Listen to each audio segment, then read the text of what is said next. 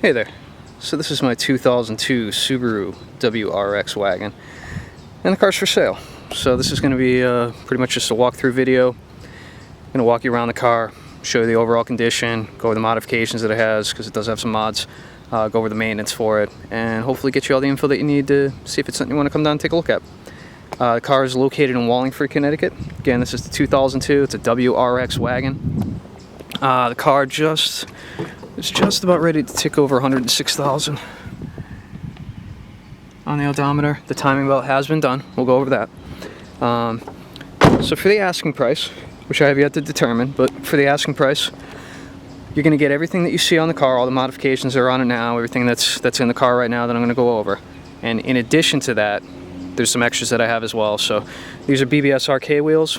In addition to what's on here, you're going to get the OE factory Subaru WRX wheels with snow tires on with Bridgestone BlizzX.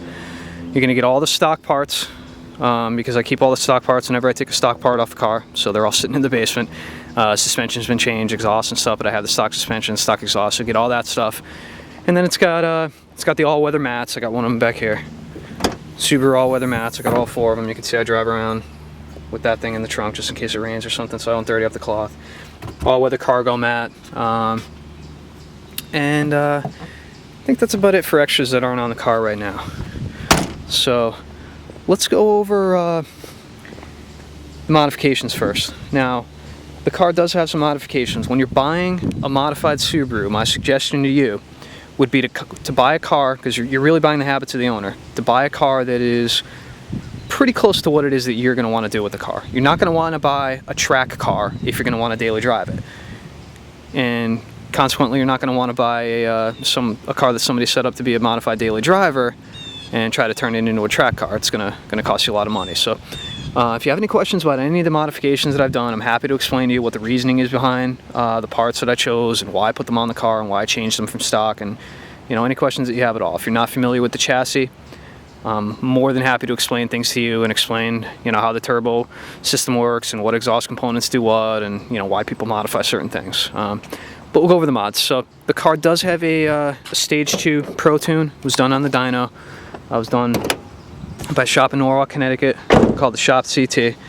Now this car is a daily driver. It was modified to be a daily driver, and the Stage 2 tune that I got, it put down, I think they said 248 to the wheels. I think that's a little bit optimistic, just due to the type of dyno that they had, but the car, it's got plenty of power. It's got plenty to get up and go.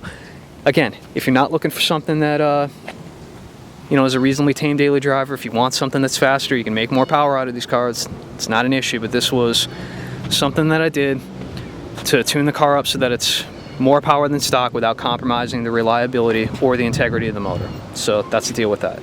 The Stage 2 tune can be put back to stock at any time. Anyone with a $50 Tactrix cable and a laptop can do that. I have the stock map for the car on my laptop computer. I'll give you the file for it. It's not a problem.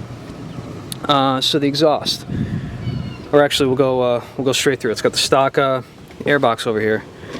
Intake, that's a parent intake pipe, inlet for the turbo. I replaced that because the stock ones have a tendency to crack over here where the hoses come in and give you boost leaks. So that's why I replaced that. Up pipe. The up pipe is OE. It's the factory one. I took it out. I gutted the catalytic element from it. And the reason why I did that is because they've been known to disintegrate over time, and the pieces wind up getting ingested by the turbo and you destroy the turbo. The downpipe, I took that out, gutted the catalytic element out of that. The reason why I did that, if you live in a state where you have emissions inspection that has a visual inspection with it, you will not pass inspection with an aftermarket catless downpipe in there. And the catted ones are a lot more expensive. They bring with them a little bit more noise than the stock ones, so in the interest of not having a lot of drone around on the highway, in the interest of not having issues with emissions inspections, I kept the stock one in there and gutted the catalytic element out of it to get a little bit more flow. The exhaust, the catback exhaust on it is a Cobb Tuning 3-inch exhaust. Mates right up to the stock downpipe, and it sounds pretty good. Again, not too bad with highway drone. Makes plenty of noise if you want to romp on the car, but in terms of it being obnoxiously loud when you're driving around, it's not bad. Let's start it up so you can hear it.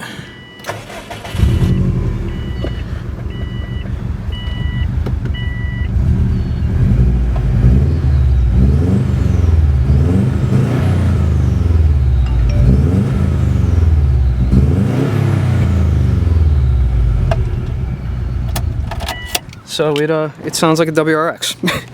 These are very cool sounding cars. Nothing on the road sounds like these. And that was pretty much my reason behind putting the exhaust on there. Number one, it makes more power than stock, and number two, they sound so cool. They really do. But it's not obnoxiously loud or anything. You cruise by a cop, you lay off the gas, he's not even gonna know it's there. You wanna make a little noise, you romp on it.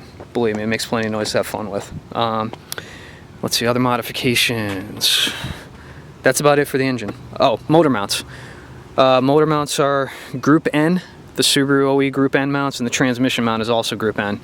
The motor mounts weren't bad, like in terms of NVH, noise, vibration, harshness. Like they kind of settled down within like 2 weeks or so, and other than the drive line being a lot tighter than with the stock mounts, I can't even tell that they're there. The transmission mount did bring with it a little bit more, like you can hear the transmission more. You can hear a little more like gear noise on deceleration and that sort of thing. And again, I've got all the stock parts. If you want me to throw the stock transmission mount back in, if you don't want to, deal with the extra noise, that's fine. It's not that loud.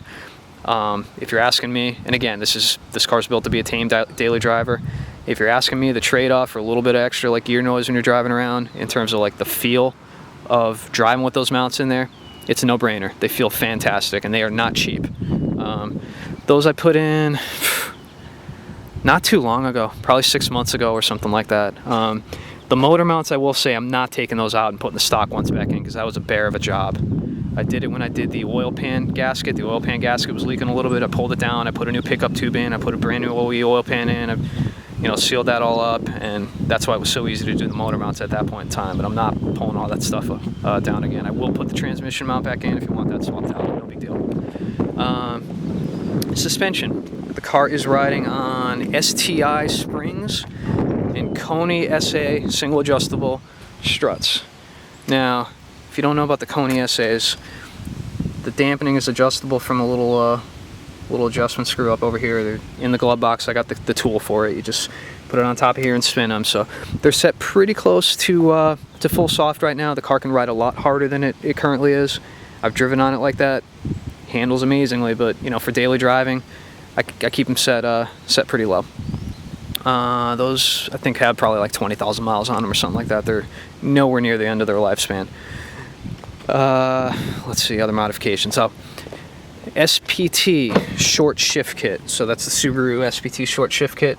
And I got a Cartboy knob on there. It's aluminum. It's got a nice weighted feel to it. Very positive engagement, and the face on this matches the seats, matches the blue interior. So that's why I chose that. The gauges are autometer. Got an autometer boost gauge. We have an oil pressure gauge in here. And again, feel free to ask if you're not familiar with the chassis, if you don't know what these modifications are for. Just feel free to ask me. The sender for the pressure gauge over there is tapped into the galley plug on the back of the head. There's a reason why I did that, as opposed to pulling the galley plug out and losing the sender for the stock oil pressure light on the front, which a lot of those guys do, because that plug is easier to get at. But I took the intercooler off, went through the hard way, and did it the right way to put it in the galley plug in the back. Let's see, other modifications. I got the mud flaps on here, Raleigh Armor mud flaps. But that's about it in terms of modifications for the car. Like I said, it's set up like a fun daily driver without compromising the reliability or compromising the ride quality or the everyday drivability of the car too much. It's a wagon. I bought it to use as a wagon. I bought it because it's amazing in the snow, and that's what I used it for. It's set up so you can drive it every day on the street, and it's a lot of fun doing so. So, great car. Let's see. Overall condition. I am going to call the exterior 9 out of 10. This car is in phenomenal condition. If you're looking for a really, really clean bug-eye wagon that has some modifications to make it look more fun, or make it drive more fun, but not too crazy, not too over the top, that's the car. You'd be hard pressed to find one that's in better shape than this. I'm fanatical about it. You go to like the movies or the grocery store or whatever, and you see that car that's parked like literally in the last spot in the parking lot away from every other car. That's this car everywhere I go, and consequently the body's pretty straight. Very, very, very few dings. Couple little things here and there that I'll try to point out. You're probably not going to be able to see them on the camera, especially the white car. This stuff barely shows up. There's one right here. I don't know if the camera's picking that up or not. Again, very, very, very good condition. This thing's not all banged up like a lot of these Subarus are. there are two little dings, like acorn or whatever, fell out of a tree and fell on the hood at some point. I don't know if the camera's picking those up either. You're honestly, like, the flaws are so minimal, you're gonna have to come see the car in person and literally get right up on it like that in order to see them. Again, I'd call the exterior 9 out of 10.